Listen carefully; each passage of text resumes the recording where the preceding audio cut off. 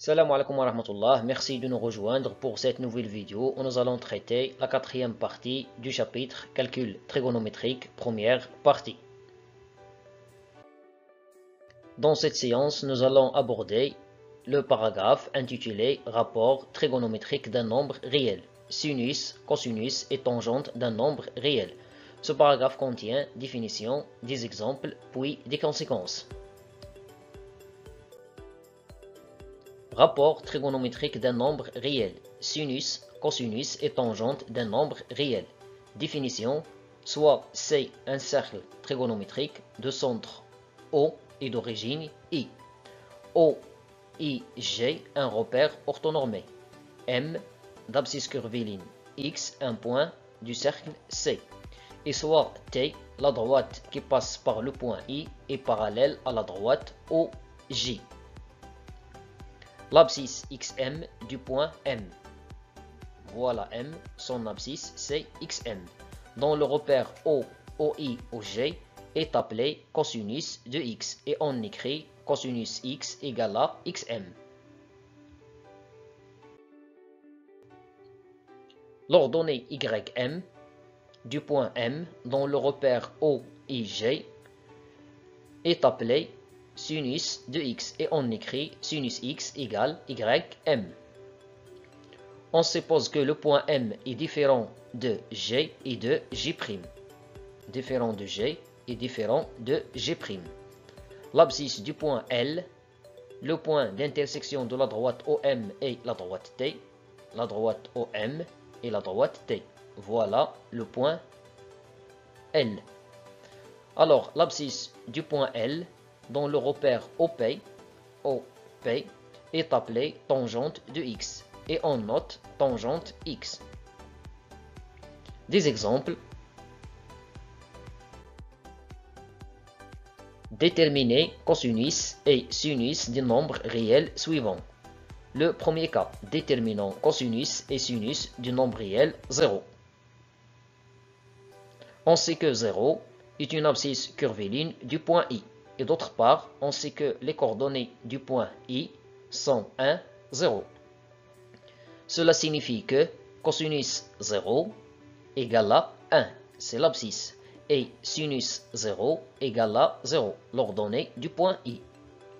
Le deuxième cas, déterminant cosinus et sinus du nombre réel P sur 2. On sait que P sur 2 est une abscisse curviligne du point G. D'autre part, les coordonnées du point G sont 0, 1. Alors, cela signifie que cosinus P sur 2, c'est l'abscisse du point G, c'est-à-dire 0.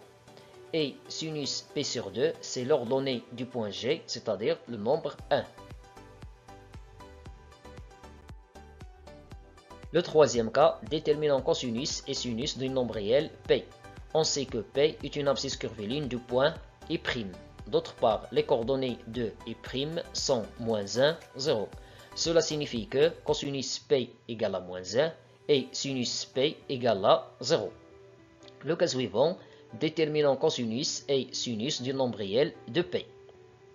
On sait que 2P est une abscisse curviligne du point I et les coordonnées de I sont 1, 0. Cela signifie que cosinus de P égale à 1 et sinus de P égale à 0. Le cas suivant, déterminant cosinus et sinus du nombre réel moins P sur 2. Si on choisit le sens indirect, on obtient moins P sur 2 est une abscisse curviligne du point J'. D'autre part, les coordonnées de J' sont 0, -1. Ce qui signifie que cosinus moins P sur 2 égale à 0, l'abscisse, et sinus moins P sur 2 égale à -1. L'ordonnée. Le cas suivant, déterminant cosinus et sinus du nombre réel moins P. Si on choisit le sens indirect, on obtient moins P est une abscisse curviligne de I'. Et les coordonnées de I' sont -1, 0. Alors, cela signifie que cosinus moins P égale à -1 et sinus moins P égale à 0. Le septième cas, déterminant cosinus et sinus du nombre réel moins 2P. On sait que moins de P est une abscisse curviligne du point I de coordonnées 1, 0. Moins de P, c'est-à-dire qu'on a choisi le sens indirect. Donc, on va commencer par I. Alors, voilà, moins de P. Cela signifie que moins de P est une abscisse curviligne du point I. Alors, on conclut que cosinus moins de P égale à 1, l'abscisse du point I, et sinus moins de P égale à 0, l'ordonnée du point I. Le cas suivant, déterminant sinus et cosinus du nombre réel 3P sur 2. Alors, on va commencer par le point I. Voilà P sur 2. Voilà 2P sur 2. Et voilà 3P sur 2. Donc, cela signifie que le point J' est un point d'abscisse curviligne 3P sur 2. D'autre part, les coordonnées du point J' sont 0 et moins 1. Alors, on déduit que cosinus 3P sur 2 égale à 0, l'abscisse du point J', et sinus 3P sur 2 égale à moins 1, l'ordonnée du point J'.